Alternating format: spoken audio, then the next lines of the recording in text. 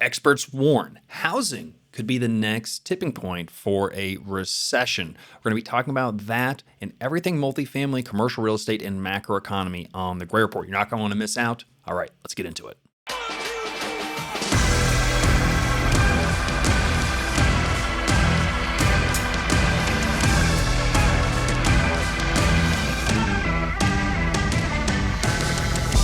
All right, welcome back to the Gray Report. My name is Mr. Gray, president of Gray Capital and host of the Gray Report, joined by co-host, producer, director of communications and marketing here at Gray Capital, Dr. Matt Bosnagle. Matt, Hello. How we doing today? Pretty good. Very busy.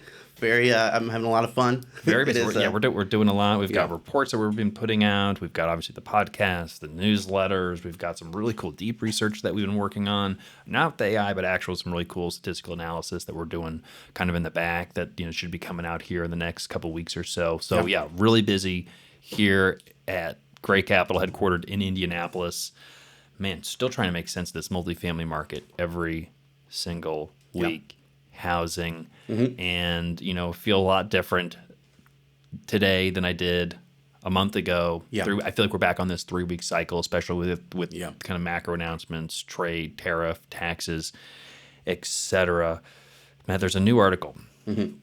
This piece, it's a headline from Globe Street. Experts warn housing could be the tipping point for the next recession. And so, this is kind of on this topic that we've talked about a lot over the last several years. And we were talking about before the show, the correlation between rents and home prices. And, the question you wrote at the top here is, are home prices going to spiral downwards and crash the economy? And also connecting that to rents. But there's a lot of concern because obviously your interest rates are incredibly high. We ask question all the time, who can afford to buy some of these homes, or who's willing to send out that down payment, pay that mortgage, and there's been so little inventory that's come on the market that there have been enough buyers out there that are willing to purchase at this price that home prices have been surprisingly stable, even grown over the last several years, despite the conventional wisdom that interest rates, spike up a couple percentage points, prices of real estate should go down. I mean, that makes a lot of sense. What are your thoughts, and what's the thoughts of the folks at Globe Street that wrote this article? You're right. So home prices have been at, and we'll see from this report from Cotality that shows home prices increasing about 2% year over year. However, the cost of home ownership is increasing a lot more, and I think it's because a bulk of that is interest rates that have just remained that pressure. So if you get this home price, if it doesn't shrink, and you also get higher interest rates, then that cost that's going to be passed on to consumers is a lot more to those that have a mortgage. This is I think a particularly spicy take from this Globe Street article. Now, tracing it back, it took a little sleuthing. It called it. It said this is based on someone from City Research, but it's an arm of Citigroup, and they rarely call it City Research. It's actually based on an article that Fortune wrote. So I was doing some sleuthing. It's a little derivative, to the final source. Regardless, we found the source, and we and expect some softness. They say Citigroup says it is in the housing market. Q2 could end up being worse than Q1 when it comes to home sales, and the popular home buying season is late spring, like spring and early summer, and that's Q2. And so if this is the peak home buying season and it's going to be softer, that does not bode well for home prices. Let me ask you a question. Similar to multifamily, talking about rents or real estate on the national level can be illustrative and can be useful for some purposes, for macro analysis, how's the U.S. economy doing, things like that. But when we get down to it, different regions, different states, different, MSAs, then, different submarkets can be behaving very differently. And, I'm thinking like a market like Florida as a specific example that is dealing with, on one hand, a lot of people have been moving to Florida. So there's a lot of population growth and all those good demographic story. But prices have come up a lot in Florida. Half New York moved there during COVID, it seems like.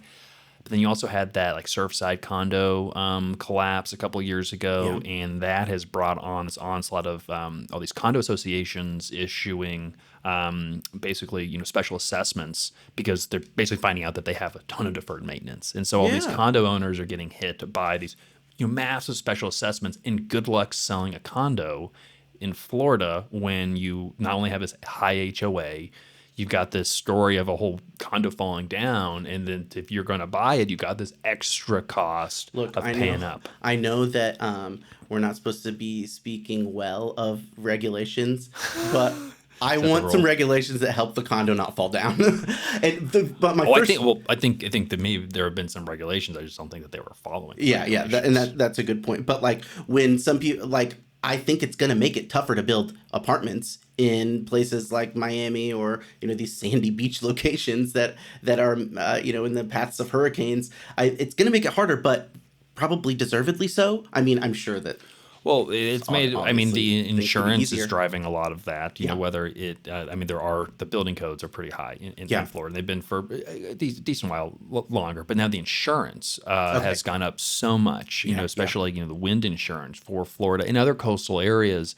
That again, take the condo piece out of it and the special assessments. On a regular single family home, you're paying a significant amount of insurance because of I remember when we talked about that. We were it could be just to the point where you're buying a new house every year if insurance is that much. Basically, insurance doesn't really cover anything. You have to pay a ton for it. And you're almost better off self-insuring, but not very many people can afford to actually self-insure. Get a mortgage requires insurance, and they're not necessarily just going to let you self-insure. If you do, it has to be really significant. If at all. So getting back to just there's regional differences, and we see regional differences in rent also because there was certain behavior of overbuilding in certain areas that had strong population growth, and now there's a glut of supply. The similar dynamics are going on, in the single family home development side. There's a ton of single family home subdivisions that have been built in the Sun Belt, and so there's going to be more supply in those markets than they're going to be in, the Midwest or the Northeast. Anecdotal example, a family member that recently went to sell her house, and it's in a price range that you'd consider a starter home, kind of in the sub $500,000 range. It's in kind of not like urban, but it's not, I wouldn't call it suburban either. It's kind of in the Broderpool neighborhood, not too far from where you live and I live. And you can't really find. It's hard to find a house in that neighborhood. And that's why a lot of people have to go to the suburbs if they want to buy something.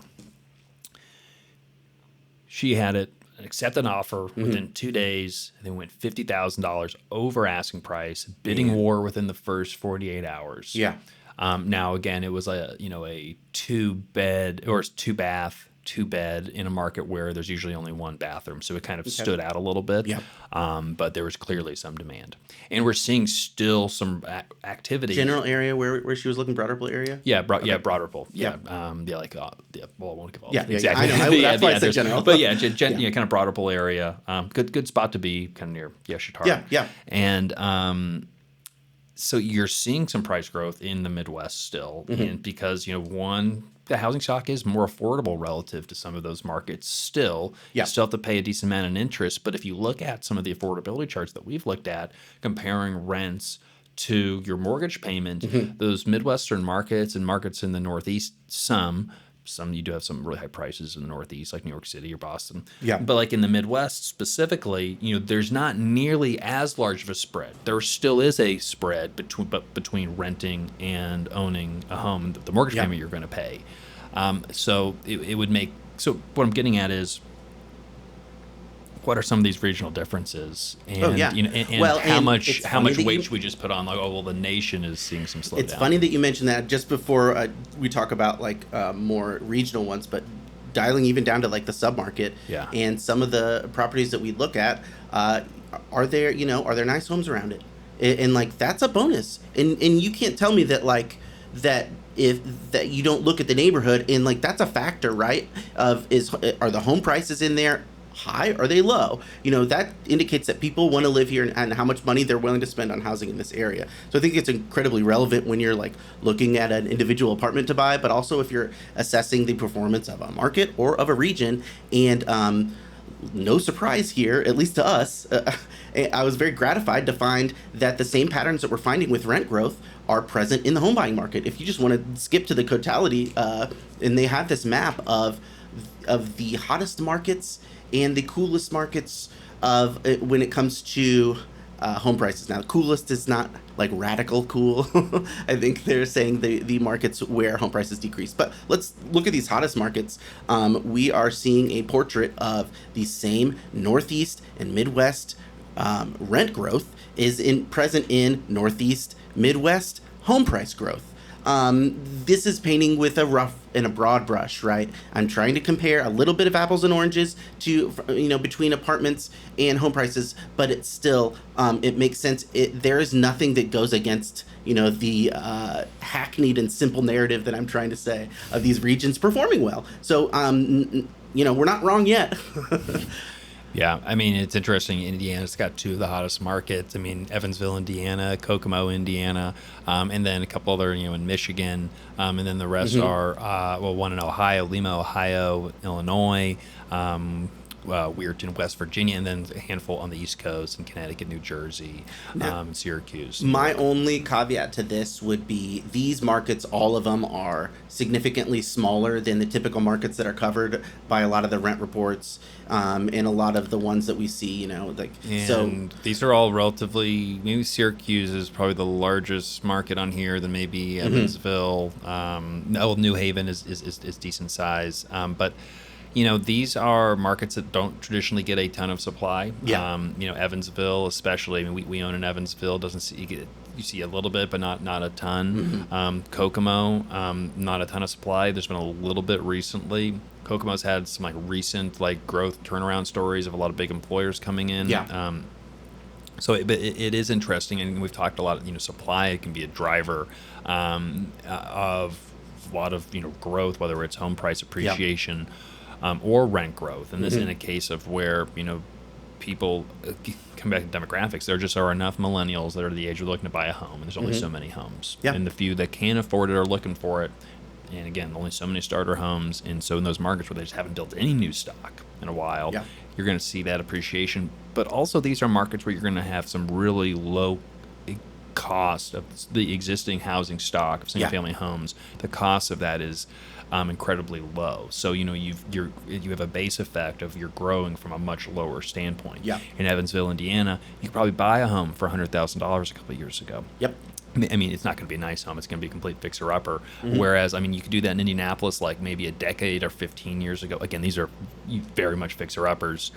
But even a couple of years ago in Indy, you could buy a home for sub $200,000. That was move-in ready. You might want to do a little bit of work to it, but there were plenty of pretty good options. Totally. But in a market that's on maybe the coast, West Coast, East Coast, there's you're not buying anything under $500,000. Yeah. And so there's a story of my wife's good friend. She lived in Portland, Oregon.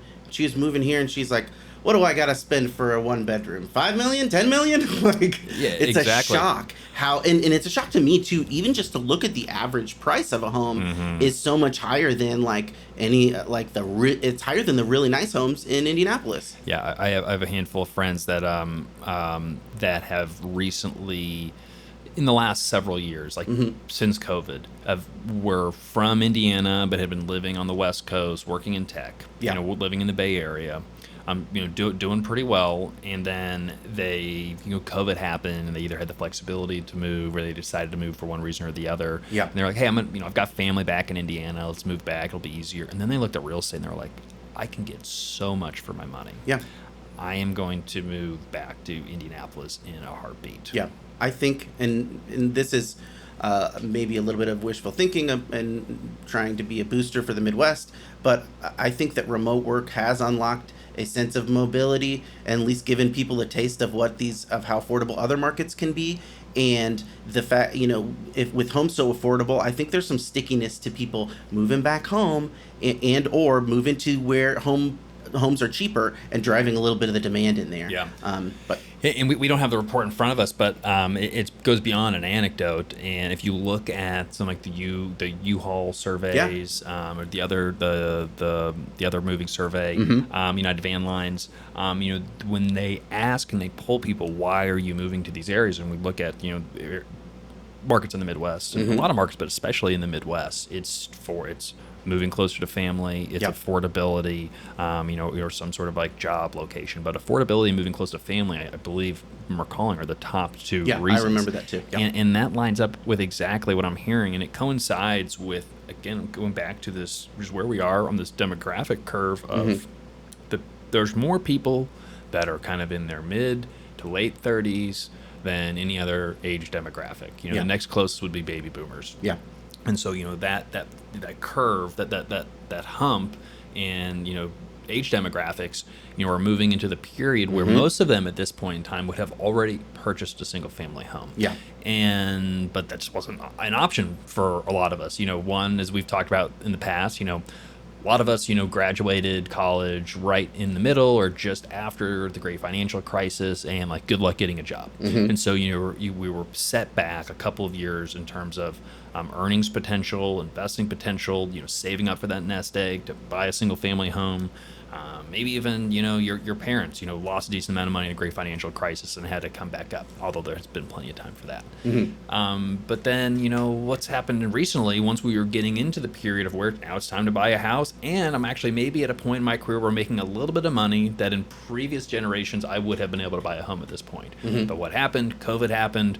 Rates went zero, prices went up, and then if you didn't buy a house, rates have gone up, but prices have stayed high, and so you were locked out.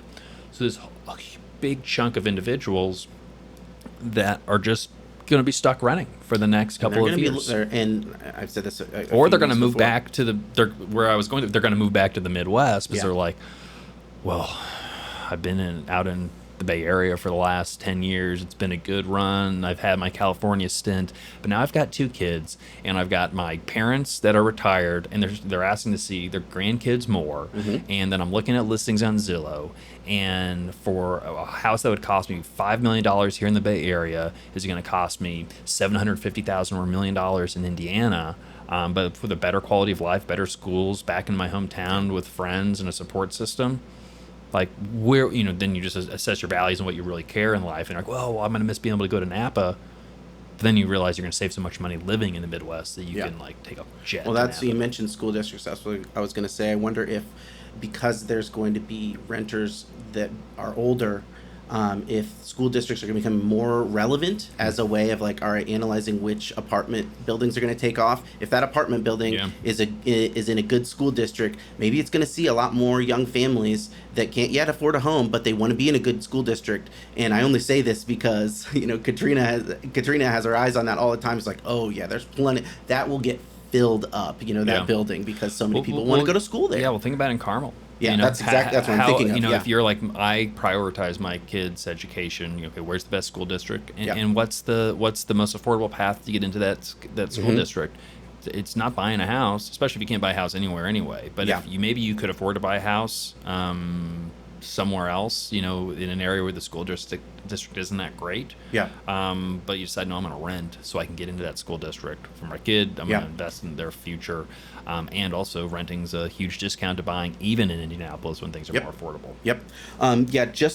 Just to finish that, so there is that relationship. The thrust of the Globe Street article was raising some alarm bells to about the housing softness, and there's some data that backs it up a little bit here. Talking about how here, I'll just read the whole quote. Private residential fixed investment, while nominally up 1% from the prior quarter and 3% year over year, is flat once adjusted for inflation. Mortgage rates have climbed back towards 7%, and that's a level that Citibank says is too high, or Citigroup says is too high to sustain an expansion in housing. The result is a market that's losing momentum. Permits are declining. Supply of homes for sale is rising. That means unsold homes. And even as demand remains tepid and median prices for existing homes are falling on a monthly basis. Fannie Mae has a home sentiment index, and it showed that 77% of respondents believed it was a bad time to buy a home. It says it's got a net negative 55% on rating on the buying condition. It's a fairly entrenched pessimism, as Globe Street notes in the article, but it is not as bad as it was a couple of years ago, home sentiment. So it's not completely unprecedented, not even in the recent past, but it is a bummer. I think almost right now is the pressure in the sustained effect of lower prices is a lot more. I think is a lot more cause for alarm than it was when the actual sentiment was down even more now. Because and this is what kind of got me talking about it. I was looking into these home price numbers last year and seeing like, oh man, we talked a lot about how home prices kept growing and like, oh, it's kind of very resilient there, and they did dip a little bit. But what the real effect and the real sustained effect of the pandemic and the higher interest rates was around 2022, home sales dropped significantly, and they have not yet returned. Home prices, there was a bump, and then it came, and then it went back on its way. No worries. So that's great. I think that's the big question. What is going to unlock all the inventory that would provide an opportunity for there to be enough price discovery in where sellers outnumber buyers? And there was a report recently that sellers have started to outnumber buyers in certain markets, but we're not really seeing that move on in pricing. Yeah. And I just don't know where all the inventory is going to come from. Yeah, and like something's got to give, right? And maybe it is an inventory thing, or maybe it is a collective series of all these home sellers are like, I gotta move my prices down. And that happens on an individual level, and I don't know how systemic it can be because people still want to hang on to their mortgages, and there's that whole thing. But at a certain point, people are going to have to move, whether it's jobs or a major family people are going event to or need whatever. to move, or and I was talking to Jay Reeder yesterday, and he made an interesting comment that people really can't move, but people are certainly going to want to move. Around like 7 years, a lot of times people are looking for a change. They've done the same thing for almost a decade, and they want some sort of change in their life. And sometimes they want to move to a new place. That's just over the time period usually it takes to where it makes sense to even own a home. They say you make sure you live there for at least 5 years to get like the appreciation. Yeah.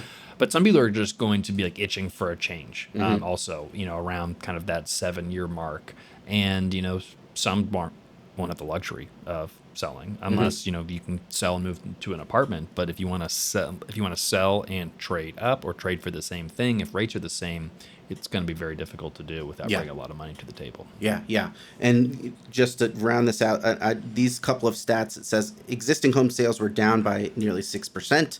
And that's nearly the largest monthly drop since late 2022, which is when that home sentiment dropped. And year over year, sales were down 2.4%. These are down, and it's also like it's been a while since they've been up.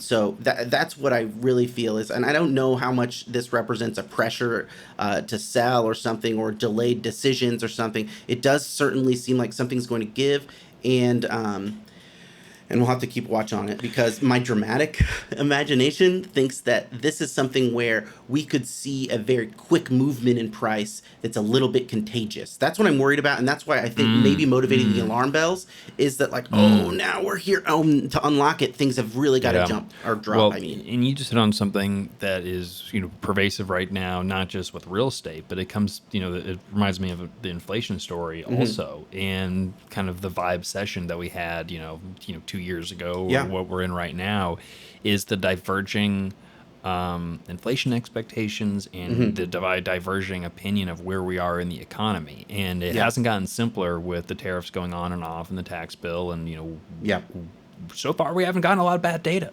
Like we're hard data. Like there's not, the economy still looks pretty good. It's not the emergency that people said. Not yet. Not yet. That could change in a day. And, well, if we want to move to Well, Yeah. just before we do, Mm-hmm. this over the weekend, there was a speech by a Federal Reserve board member speaking. Because Who was it? that's what I'm trying. That's what I'm trying to remember right now. I have the full summary here. Um, uh, and but one of the key challenges they identify, because now Mm-hmm. like the Fed can speak, they're in this period of where they can go around and make comments Yeah, I and was listening to basically Austin Goolsby the other day, so that's why.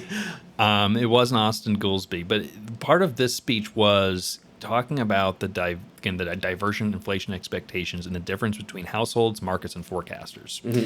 And Oh, that's interesting. households are, according to University of Michigan's survey, Yeah. are assuming inflation rates of around 6%. Yeah. Oh, we talked about this on the Gray Report. Markets based on tips, Mm-hmm. treasury, inflation protected securities Mm-hmm. are expectations are between 2.5 or basically around 2.5. Yeah. Forecasters have it right around 2. Yeah. So, the markets are probably more accurate. The forecasts are usually wrong, and the Yeah. households are almost certainly wrong. Yeah. But does it matter that much if who's right or who's wrong, if the households are the ones that are often driving the Yeah. narrative and making the decisions, and if their behavior is changing in a certain way, it's this idea of the sticky inflation, and then so Yeah. the same sentiment leads into the self-fulfilling prophecy for the housing market as well. If everyone believes that the housing market is bad, Yeah. which isn't necessarily new. I mean, how many times since the pandemic have people called for an absolute crash in the real estate market? Yeah. Yeah. I can point you to a couple of YouTube channels that are to get a lot Just more. look for the flames in the thumbnails. All I know is there's a couple of YouTube channels out there that have been that cover real estate, Yeah. commercial and single family, that have a lot more views than we do, a lot more subscribers, Yeah, and yeah. they have been wrong the last 5 years. Yeah, yeah. Almost every time, calling for an absolute crash because one, it's sexy. It reminds people of of the great financial crisis. It affects everybody. Yeah. But we're just not seeing it. We haven't built enough houses over the last couple decades. We built a lot recently, but is it really enough to make a dent over the long term? And affordability is the big challenge here. But right Yeah. now, people are still are somehow finding a way. But is the reality going to match expectations Yeah.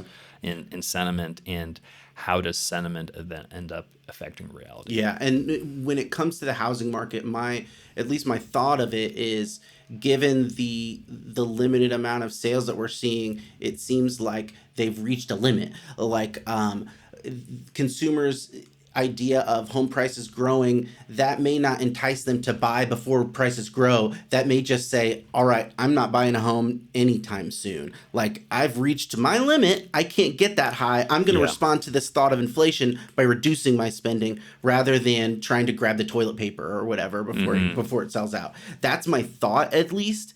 And again, like my hot take that I said a couple weekends ago to my friends was, we could see a little bit of a jump down. I don't think it's going to be dramatic, but in order for there to be some kind of price discovery, or for them to be able to sell their homes, period, all these Yeah. home sellers. So that's what I was thinking. Then let's talk a little bit. We were talking about this before about rent again, more renting versus owning, but about this relationship. Totally. Because there's a common narrative out there right now that goes, I think, in some ways is conventional wisdom, but goes against the grain of something that we've been talking about for a couple of years. But we're also questioning this idea that do rentals and home sales and rent growth, how correlated are they? Do you want to quote the Yeah. number 8? Yeah. So, I mean, the idea here is, one would think that if everyone's buying houses like they were in 2020, 2021, people wouldn't be renting as much.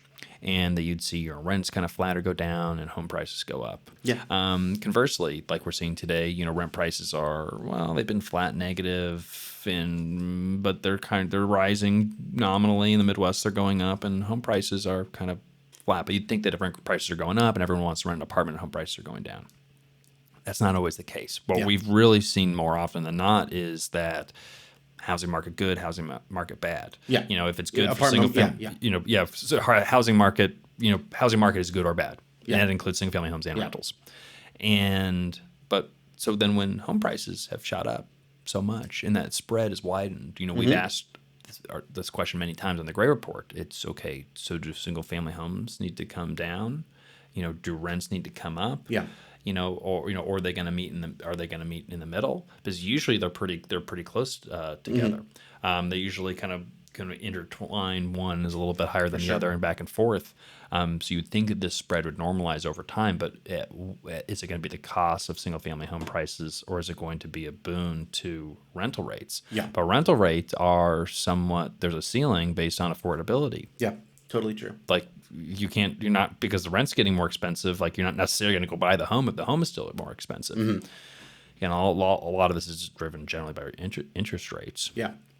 And so there's a big narrative of like, look, we're going to see a lot of rent growth over the next couple of years because we're going to, come up and match those single family home prices. But is that necessarily going to be the case? I think we have to kind of really examine that narrative. But also we're at a different period of time. Because what Jay's saying here Yeah, what's Jay Parsons saying? What Jay's saying here is conventional wisdom says a weak for sale housing market is good for, just like what you said. Yeah. But what actually is the case is if people are buying more homes for higher prices, they're going to rent apartments for higher prices. It is not that home sales eat the lunch of apartment rents. It is the fact that when home prices go up, apartment prices go up. When housing prices go up in general, all the housing prices go up in general. That's the correlation that we kind of settled on actually in the early days of the Gray Report when we were looking at all that divergence like you talked about. Because we saw home prices, and this was late 2020, early 2021, home prices were skyrocketing and everyone's like, well, who's going to be renting because you're just going to go buy a house.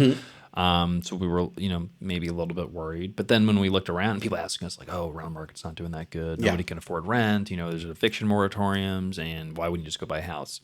Then we looked around and we were like 98% occupancy and rents were growing, more than we'd ever imagined. So, it was driven by, strong household formation in general, this strong demand for housing. Yeah. And then, so the third wrinkle then is that maybe we are at that point where home prices have gone up so much more than apartment rents, where actually now they are disconnected, where now home price, because it's been the case where home prices go up a lot, apartment rents not go up at all in some cases, especially the past 2 years. So have we, and then I think you put it in the best way, like this is the most consequential question you should be asking at this point is this divergence going to result in home prices going down to meet apartment rents, or are apartments rents going to go up? Or like, how are they going to meet? And are they going to meet ever? Are the rules different now? Yeah, and that exactly. Are the rules different? Because we exceeded a point of where the relationship has changed, and maybe we'll come back. And I don't know if it can change if interest rates are so high. I mean, that's the third variable is interest rates. Because if interest rates come down, then that allows for homes to be slightly more affordable. That is the driving factor. Sure, home prices are up, but it's because it's the cost of that mortgage payment has gone up so much. So and also like the trends for home prices and for apartment rents for the past few years, they have been marked by actually much different forces. So apartment rents were affected by this huge glut, and I would say oversupply, but we are still technically undersupply. But a huge supply of new apartments entered and pushed rents down, and that did not happen in the same way in the single-family home market. And also, interest rates have a different effect on home sales activity versus the choice to rent. So those trends were kind of thrown into whack because of supply differences amongst those two different areas. But I also think that like right now, if we're going to be asking the question of whether home price growth brings down apartment rent growth, we have to actually get to the point where home price growth is less than apartment rent growth, because that has not been true for the past 2 years. It's not true now. Why we're talking about it now? Because like right now, and we'll see in the apartment list, actually rent growth is lower than home price growth anyways. So if we're going to talk about correlation, well, we're already there in the rents. We're waiting for something else to happen. I think that what I would say is that I've lost my thread. But so coming back to the first article, what it has had me thinking, the Globe Street piece about potential recession, and I just can't imagine a scenario if the single family home market is not just like slightly reducing, but really kind of correcting down to where those rents and single family home prices come in line. That's going to be that's a negative thing for the economy, because that's a wealth destroying effect of households or net worth is going to be decreasing. You're going to have people that are going to be probably maybe a little bit underwater, or even lending standards are relatively sound today, but it's going to be disruptive, and it could tip us into a recession. So if we're in a recession, even if it's the housing market leading us into the recession, that's not a good thing for rents. You don't see rents grow in a recession. They're almost always negative. They weren't negative necessarily in COVID, but that was an exception. So just to think back to the point of they're moving in lockstep, we're just, the question is, well, what about this transitionary period, and how do they get back kind of in line so they can move in lockstep, because they have been kind of disconnected, as that appears to be, at least in the here and now. Yeah. So that and my point, this was my larger point too, and I think that this is the reason why there is such I want to say like almost apocalyptic tone to this, like things like the Globe Street article, is that the housing market is so big and it is so consequential that even just a small movement, even if it's approaching price decline, prices aren't even declining yet in the home sales market, but even a small move gets people very worried, and that's what people are thinking about, and I don't think it's for nothing. So well, that may be the cure for interest rates, though. I'll tell you what, I mean, because again, shelter 33% of CPI. If there's a reduction in shelter costs, that's going to bring CPI down significantly below 2%. Inflation would certainly give the Federal Reserve a lot of room to move in rates and flexibility. And I think that's the frustrating thing, because they're still saying, hey, we would like to actually lower rates a little bit still. We need more data. We're hesitant to do it right now because there's so much uncertainty. But if all the economic data still is positive, maybe we can lower rates, just a little bit. But if the consumers out there saying like, no, inflation's really high, are those consumers going to be asking for raises again? If they think that there's 6% inflation and just their concept of like, man, just things just seem more expensive now than they were, is that going to lead them to come to the boss, at the end of the year and say, hey, I need that 6% raise, or I need another 10% raise? And that is the wage price spiral that the Fed is trying to avoid. And so it's going to be interesting how that's communicated, and how CPI plays out. Sounds like most of the opinion that tariffs are going to not have a major nominal impact on inflation, just a short-term spike, but it doesn't matter what happens in reality if the perception is things are more expensive. Because it's inflation hasn't gone away. Now let's get used to it and assume there's going to be inflation in the future. And that's what causes that price spiral. And it can be much stickier than we would like. So. And I think that kind of hits upon too also it's worth following these single family home prices and housing in general, because if something is affecting single family home prices, it's probably a larger economic force that is going to affect a lot of things, apartment rents included. Well, I'd love to go to this apartment list, May 2025 National Rent Report. Totally. That's all right with you, just to give everyone a quick update with where we are in the housing market. We love covering these national rent reports.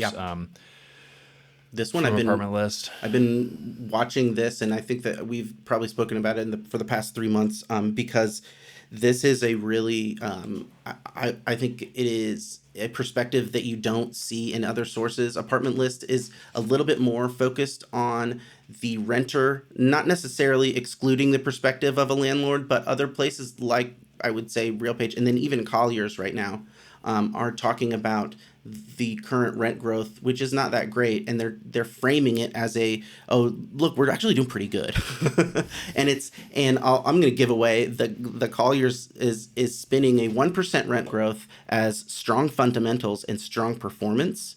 So that's 1% rent growth, where if you go back to that Globe Street article, they're talking about 2% home price growth as a sign of danger and disaster. So depending on your perspective, it's a little bit different. Exactly. That's where I that Globe Street, we led the show with it for a reason, because it's fun and it stands out. And again, everyone listening to this show has watched The Big Short probably a half a dozen times, and then watches clips of the same scenes, because the allure of and not even real estate investors, casual consumers, anybody, people aspiring to one day to own a house or maybe to buy another house, dream of this scenario where nothing really bad happens to them, but the housing market crashes and they're able to buy something for pennies on the dollar, and they make $1 billion, or shorting the subprime market or whatever. So there's that gets everyone excited and the wheels turning, and just like the YouTube channels that are so popular that are literally incorrectly predicting the housing market crashing every couple months, and it's like, I guess a broken clock's going to be right at some point. But there's just not really the evidence that it's really happening. I mean, there's some signs here and there, but there's always chinks in the armor. The economy's never perfect.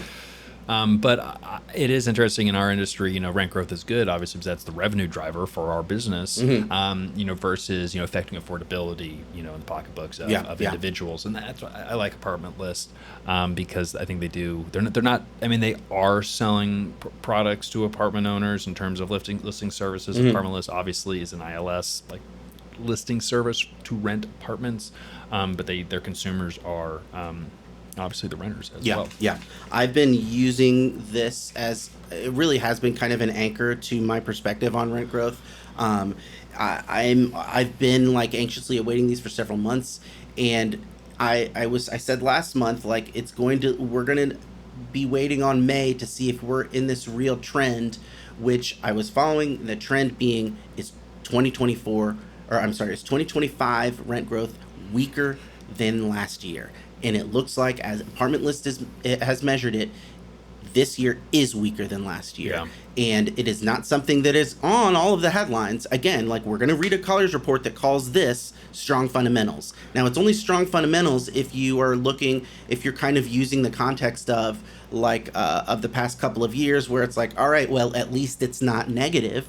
But this is not usual. This is not the pre-pandemic norm of 3 to 3.5% rent growth. This is rent growth that is also below inflation. So whatever yardstick you'd like to use, we're still working through something. And I think it also, in the same breath, you'll also hear about people that talk about the undersupply that's coming in 2026. And this is another reminder here from Apartment List that there are months before 2026, and it's like it doesn't exist. We're not there yet. And obviously, coming back to this theme that keeps gonna come up every single week, but regions are different, markets are different, and this is aggregating all those different regions and markets, and the Sun Belt is still wildly negative, while the Midwest and the Northeast is still is in positive territory, not growing by gangbusters. But there are markets that are seeing 6, 7, 8, 9% rent growth. I mean, we have properties in our portfolio where our average trade outs are 8%. A very good point, and I think that much of the lackluster performance is associated with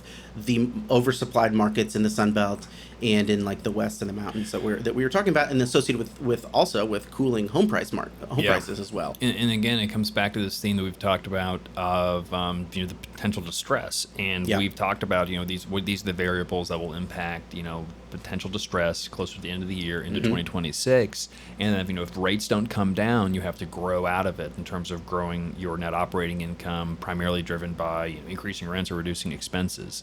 And with property taxes, insurance all coming up, material costs have increased, payrolls increased, and now you're getting rent growth. You made the point that you hit the nail on the head. Inflation is higher than rent growth. And if you break down multifamily, the whole idea is that it's a thesis that rents outpace inflation. That's the whole idea. And so if that's not happening, the model is broken in those markets temporarily. Mm-hmm. Compound that with over leverage, Yeah. overpaying, Mm-hmm. floating rate interest, carry costs increase dramatically. Yeah. It's not exactly a great recipe if you need to have something happen in the short term. Yeah. And so, again, we're asking ourselves, because we're about this huge price discovery in the gap between buyers and sellers, and that not enough transaction activity has taken place. We're talking single family or multifamily? We're talking multifamily. Because it could be both. It could be both. Housing. But when's the inflection point? Yeah. Because, unlike single family, multifamily, there were a lot of people who bought with shorter term loans, 2-3-year terms that have then been extended. Unlike a single family home, 30-year fixed rate mortgage. Yeah. You just sit on them for the next 20, 30 years. These loans in multifamily, so many were supposed to come due last couple of years. The bank's like, we don't want to deal with it. Rates are going to be lower next year. You're going to see some rent growth.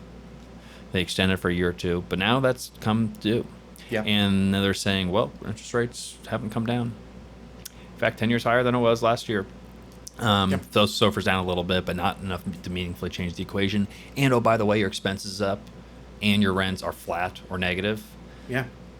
The math is just screams that it doesn't work. Yeah. And so what we would like to see for acquisitions is for there to be an inflection that forces enough inventory onto the market for there to be price discovery for cap rates to correct upwards.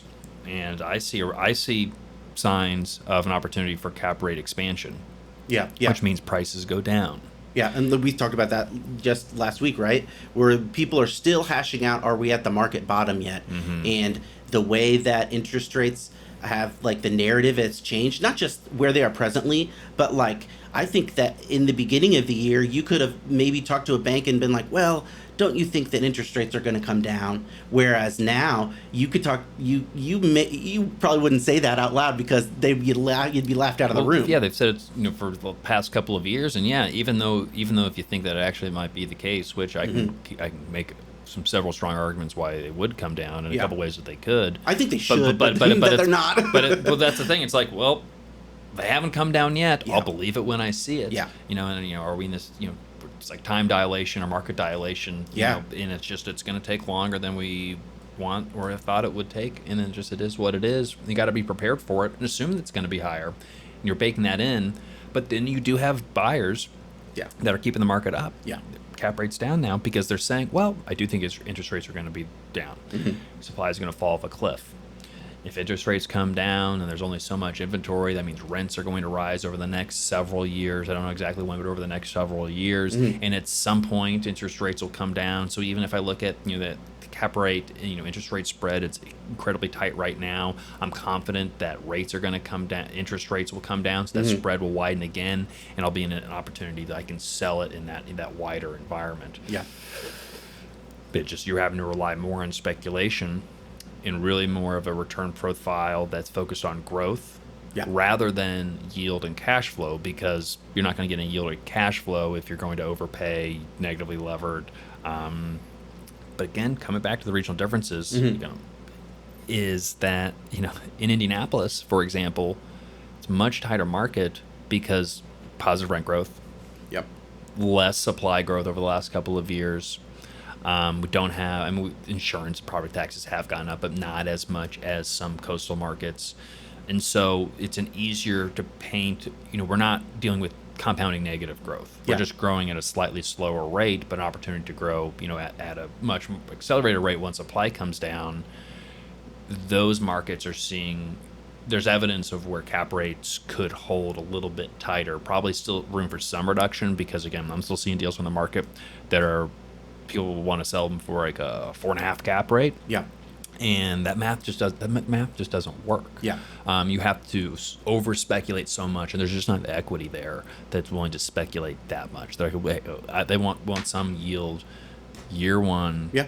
relatively conservative assumptions. You know, it's hard to get that aggressive when you've been fighting this last war of just slow growth. But the reality is, I think the next war, the next cycle is going to look nothing like what we've been dealing with now and recently.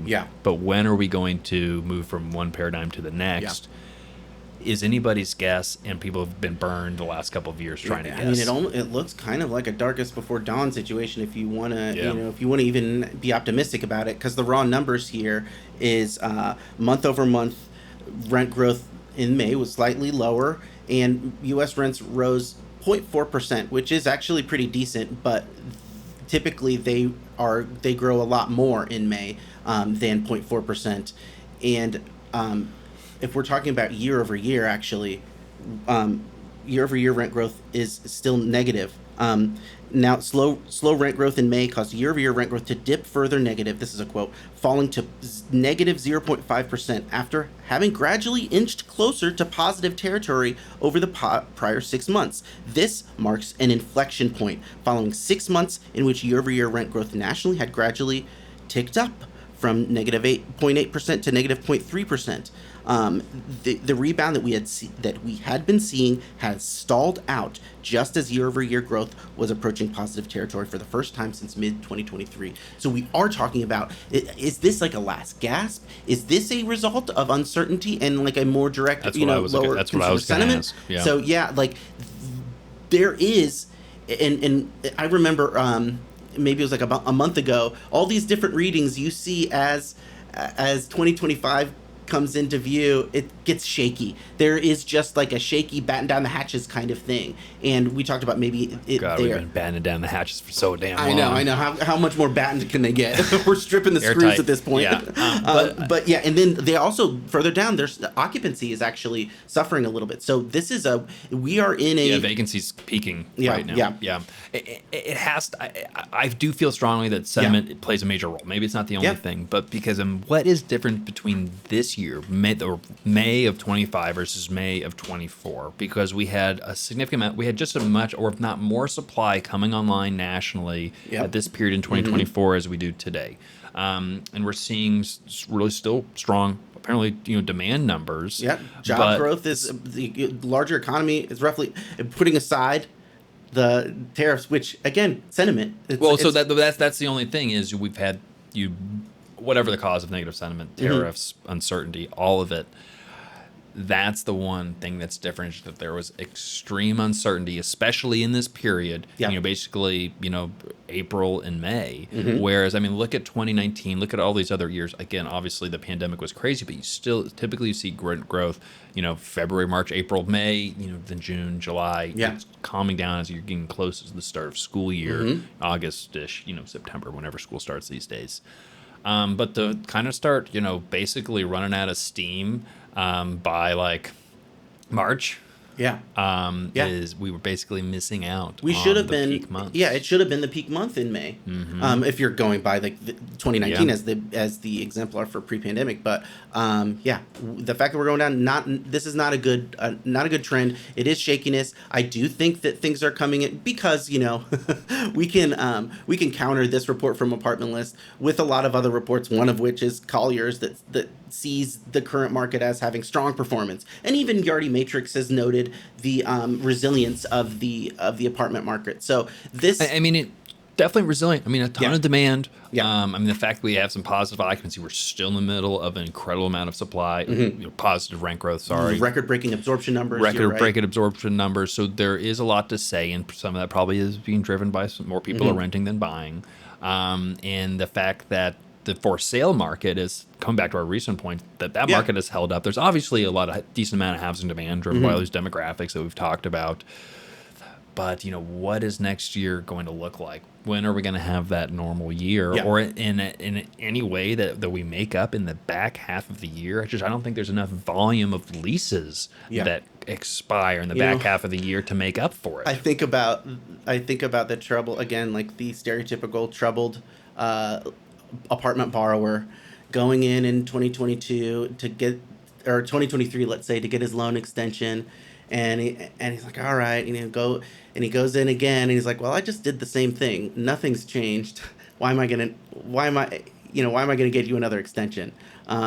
That's what I keep thinking of when I think of people that are looking ahead to 2026. How things are going to be better. Well, you told me things were going to be better in 2023. But it's not going to be black and white either. You're going to get some borrowers that come Mm-hmm. in, and the bank's going to be like, look, yeah, this is your third time. We've Yeah. talked about this. Nothing has changed. I haven't heard from you since the last time. Yeah. Like, you're not doing a good job. Like, sorry. This is one that we're just going to have to, maybe take a haircut. You're certainly going to have to take a haircut, and we're going to have to take it over. But there are Yeah. several there are some that are going to be extended again. Yeah. I've already heard stories anecdotally that it's like, yeah, we got another extension. Yeah. For another 2 years, another 3 years. We got a good relationship, and it's in a really good market. We've seen some rent growth, but it's still, the proceeds just don't make sense. Yeah.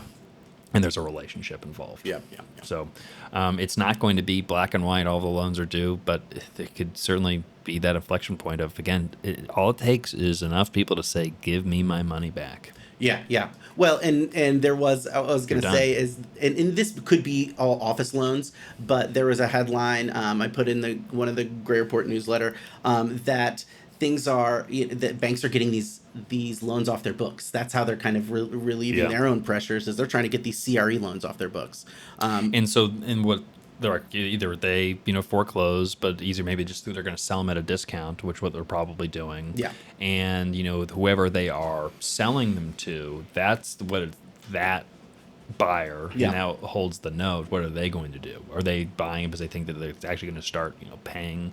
The little payments are going to give them a higher rate of return, or are they buying it with the intent of foreclosure? Yeah. It will be both. That's the people that own. What, from your perspective, have you been thinking about in terms of like the perspective of a buyer? Like, what would you do? And I'm only thinking this because we've got some projects here that we're starting a pretty dramatic project at Great Capital that that I want to mention here and just shoehorn because that's part of the reason why we've been so busy, is because we're beginning a project that actually factors this in here and takes a proactive kind of step in anticipating what the market's going to look like. Yeah, so Great Capital, we did just launch this week the Great Capital's Midwest Multifamily Fund. It's an institutional fund, so as a high minimum, it's not necessarily designed for retail investors, although individuals can participate, but it's got $1 million minimum, obviously only open to accredited investors.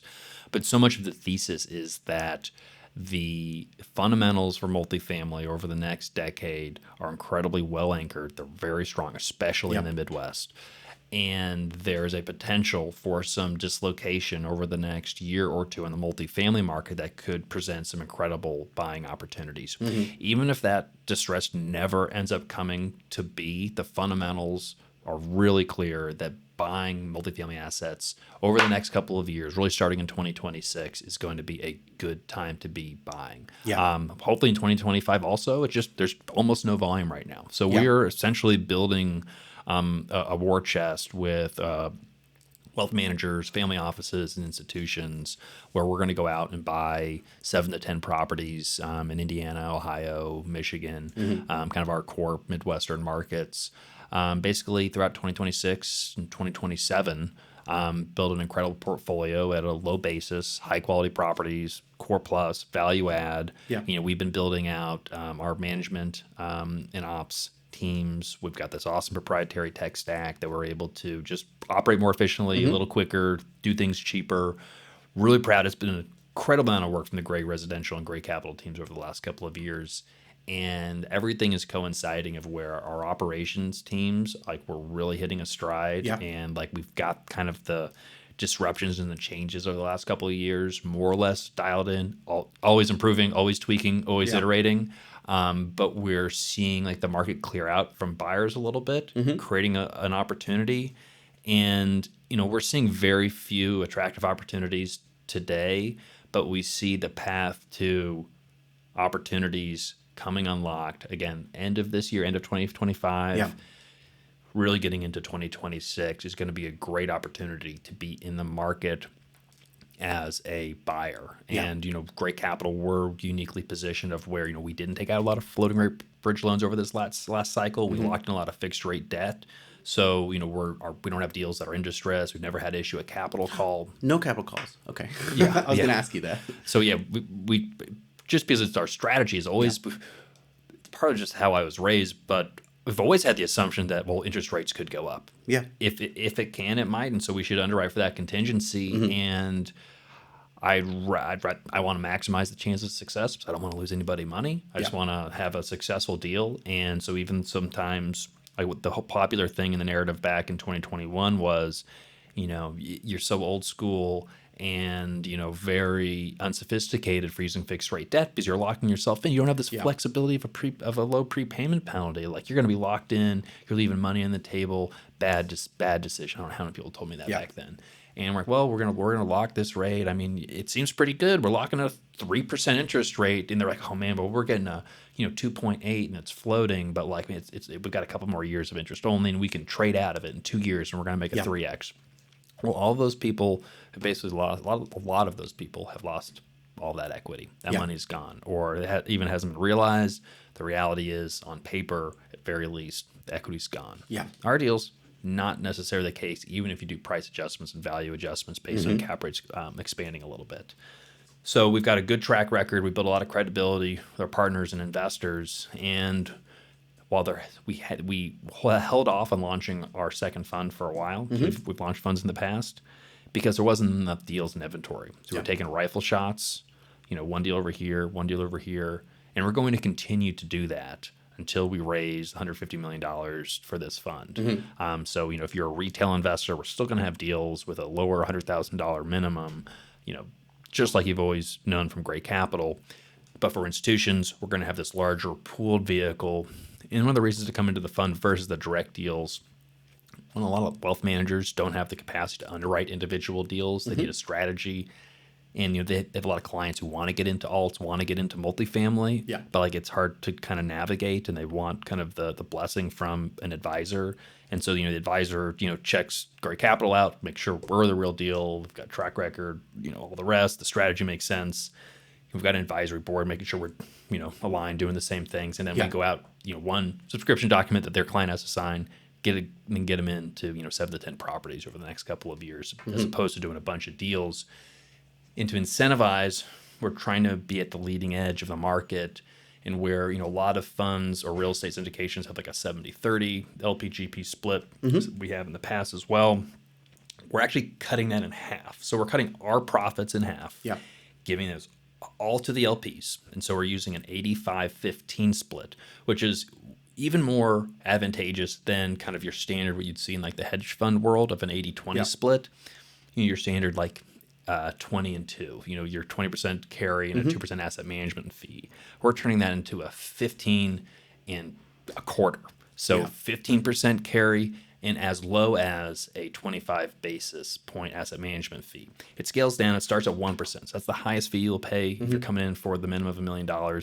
Larger allocations, can scale you down to only 25 basis points. We can do that because we use a lot of technology. We're not bloated. We've been around for 10 years, but we haven't been around for 50 years building up all this just baggage that we have to carry around. So move a little quicker. I think maybe a little bit smarter. That's how we've done it in the past. And we launched the fund this week. So how we're looking at it is we'd love for that inflection point to accelerate a little bit. So we can see some opportunities.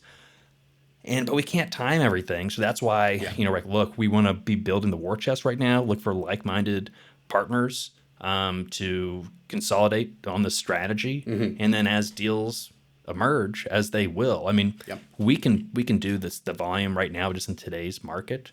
But we think there's going to be more opportunities next year, 2027.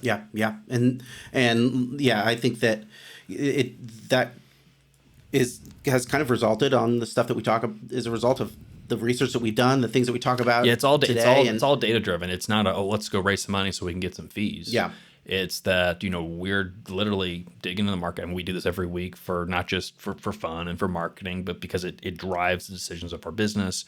We release these reports, we share information, we have internal memos, and it drives. It's that data driven approach that allows for an investment thesis to materialize. Well, and there are so many times where it's like, well, should we talk? Where it could have been like, oh, should we talk about, maybe the market's looking for a bottom right now when we're trying to sell an apartment to investors. Well, actually, no. What we're working on right now is very much following this our perspective that we are very open in sharing on the Gray Report. So I mean, we didn't do a deal earlier this year for a variety of reasons. The lender was being difficult, and there. We found some things in due diligence. We made a decision not to continue. We lost some money because we had money on the line. We're already spending money. But we're also looking at the data and adding on to just the factors of maybe not right now is not the right time. And actually, we see a higher chance of some cap rate expansion in the near term. In the end of 2025 or this year might be a better time to start picking up deals instead of right now. That being said, we see interesting deals that pop up here and there. It just oftentimes they end up getting competitive, and we are in the Midwest. That is seeing you can underwrite positive rent growth because if you're trying to buy something in the Sun Belt right now, you can't put positive rent growth year one. And cap rates. That's something that this is I'm working with our new analyst intern, math genius, and something that we really haven't hit on a whole lot when we're talking about the strength of the Midwest versus the Sun Belt and other gateway markets is that their cap rates are much lower versus Midwest anyway. So Midwest is performing better, and it's got a better cap rate. It's got a higher cap rate. So inherently, you're going to be making a little bit more money if you're going straight by cap rate. But and again, coming back to just can you boil down the thesis? And part of a great capital, it is this idea of taking slightly higher cap rates and with the conclusion that they are higher because of inefficient markets and people just don't know about the Midwest. People are so excited about Phoenix and they just fly right over. Yeah, exactly. So that just lack of information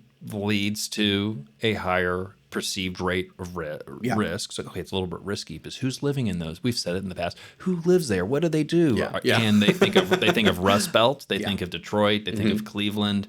And they don't think of Columbus, Kansas City, Indianapolis, and markets that are growing. And so it all gets lumped into one category. And so I used to call it, cap rate debt arbitrage. Basically, we're taking the same debt, that the Federal Reserve is, pumping out, going to New York City to get it, taking that same debt that you'd have the same rate on a deal in Phoenix or Atlanta or Indianapolis. But I'm taking a deal that has similar rate of growth, but at a higher cap rate. And so it's just like geographic arbitrage, essentially. It's why I love real estate in private markets is it because it allows you to exploit the inefficiencies in the market versus a public market where, it's not a perfect market, but it's much more closer to a perfect market where, market knows as much as everybody and all of that priced in. And it's it's a discounting and forecasting mechanism where real estate is really kind of stuck in the past. And so if you can use some of those forward indicators and the forecasting mechanisms, then go in and make decisions on lagging markets and markets that we have proprietary knowledge of, that we have exclusive knowledge because we live here, we operate, we know the players. And so in real estate, insider trading is the name of the game. Like I can use information that I know to make decisions, and that is legal. And sometimes they have to be insider trading. You can't tell anyone. Yeah, no, I'm not going to tell anybody. Why would I tell anybody? It's private. I'm not in a public company. I don't have no obligation to tell everybody. And so if I know everybody in the industry, if I know the developers, sitting down with a developer this morning, if I know what they're building already, what it costs them to build, what they're planning, what their thoughts are, it gives us a huge competitive advantage as opposed to someone that's in, sitting in New York City and looking at spreadsheets and CoStar and wherever else they're using to make their own. That's all they're using to make a decision. So it's true. And if you want to learn more, you could go to graycapitalllc.com/Midwest, and they'll have all that information about this upcoming. Yeah, we've got a whole data room that's on our portal. Check it out. We have so much due diligence materials. We have research reports in there, white papers, market studies. I think think it's pretty impressive. I don't know if the amount of stuff that's in there. I think it's a lot more than you typically see. We love doing this with passion. We've been doing all this research. It's not like we decided to do this last week. Oh no. But again, reminder: just if you're if you're a great capital investor and you're like, I can't allocate $1 million to a fund, or you're like, I don't like funds. We've got you, because we're still going to have the same kind of direct syndication deals we've done in the past. They can be sidecars to fund deals. Also, we're probably going to have a deal before we do our first fund deal anyway. So I'd love to get a good deal if and only if we can find a good deal in 2025. Yeah. I'm not confident we're going to have more than one, though. We're probably going to have one, if any. So if you want to make an allocation with great capital this year, if you hear about it, don't wait. Think we're going to get another one. Yeah. So, all right, last piece we got to talk about, and then I got to go to Chicago. Yeah, I want to skip ahead. The Colliers. Is that what you want to go to, or you want to go to rent regulation? You tell me. You tell me, Matt. You want to talk about fundamentals strengthen in 2025? I want to talk about the Colliers one, actually. Matt wants to talk about the Colliers one. That's about fundamental strengthen in 2025. But I thought we talked about the fundamentals are deteriorating before our eyes. Rents are negative, Matt, or they're not negative, but they're growing at a slower rate. What are you talking about? So they are saying. What is Colliers talking about? They're trying to sell real estate. They're using different data.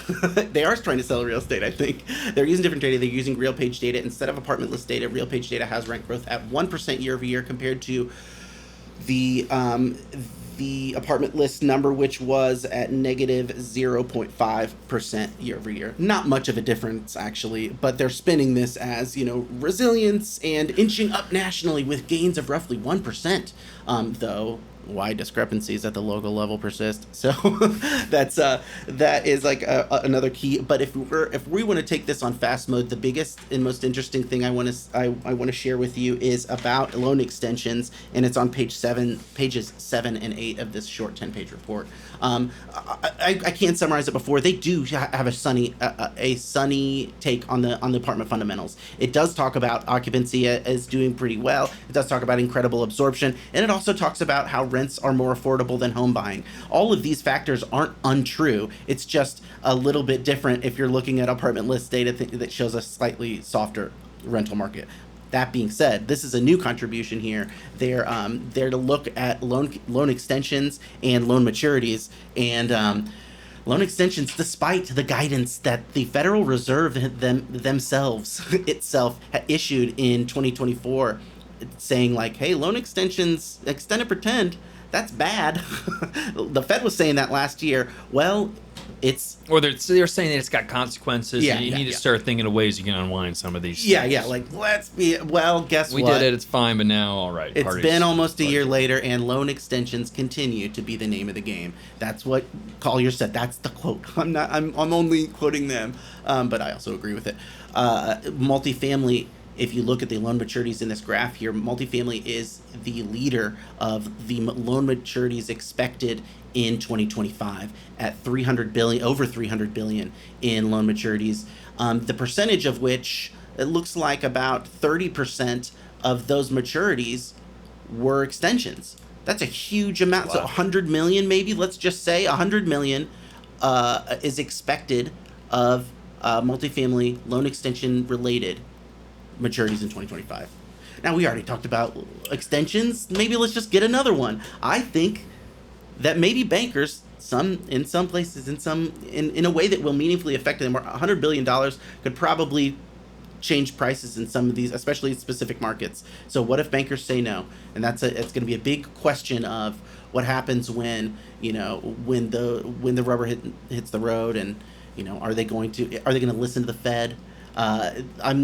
All this does illustrate here is that it is a big problem, and it is worth watching. It's not just office; it's very much multifamily, and I'm watching it. We're watching it really closely. We've seen the lightning, Matt. We're just waiting for the thunder. Yeah, exactly. For sure. And we've been sitting around waiting. We saw the flash. We're like, yeah.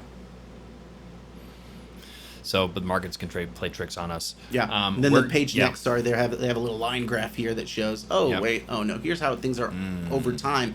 And I was talking to Spencer before this, and we were comparing it with some information from CredIQ that looks like at CLO and other types of debt data that shows that maybe they are going up. Well, I think that on the whole, the trend is that these delinquencies are going up.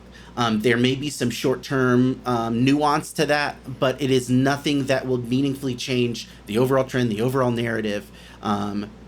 These delinquencies are going up. Loans continue to be in trouble. There's no relief yet. If you were to tell me that, oh, actually no, loans are getting better, you'd have to be taking some exceptions, and you'd have to be really stretching the truth. The relief is going to come. Would it have come from interest rates coming down or rents really growing, and or expenses coming down, which that's just not going to happen. And so we haven't had any of that happen.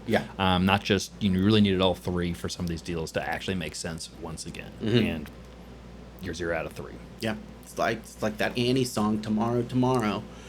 You can hope for tomorrow, but today is going to be really, really rough if you're trying to play by these same rules. So we'll see. I also think that if you're in a place like maybe Phoenix or Austin or Charlotte or Raleigh, maybe these oversupplied places, we're talking about maybe not 2026, maybe 2027 before things start moving into like normal rent growth patterns. Now, that's the thing. It's the timing, and again, we're doing analysis on this. Of like you could have models that show like, well, supply is going to fall off and rent's going to pop back up. But then talking to experts, like it's not probably going to happen like that. But the swing back can be quicker than one would think. But it's just it's a big question. Is it going to be? Is like Austin going to be positive? Next year, while they're still delivering all of these units, is demand going to outpace? It could be. I think that there's an opportunity for us all to be surprised. And again, the fact is there is a lot of absorption. There is a lot of demand in multifamily. Is it going to continue to carry over? Is that demand going to be destroyed by negative sentiment in the near future? You're going to have to just keep being subscribed to the Gray Report to find out. That's great. Oh, man, www.graycapitalllc.com/newsletter. We get all these insights plus more, some articles that I even referenced here. And we'll get them in your inbox twice a week in a great newsletter. It keeps up with all the greatest and most important and valuable reports from across the economy. It's focusing on multifamily apartments. It's the best thing ever. I love it. It is the best multifamily newsletter in the market. So check it out and check out all of our content. Again, if you're an institutional investor and you're looking to get your clients allocated to more alternative investments, multifamily, we'd love to have a meeting with you. Go to graycapitalllc.com/Midwest to learn more. All right, good episode. Let's do it.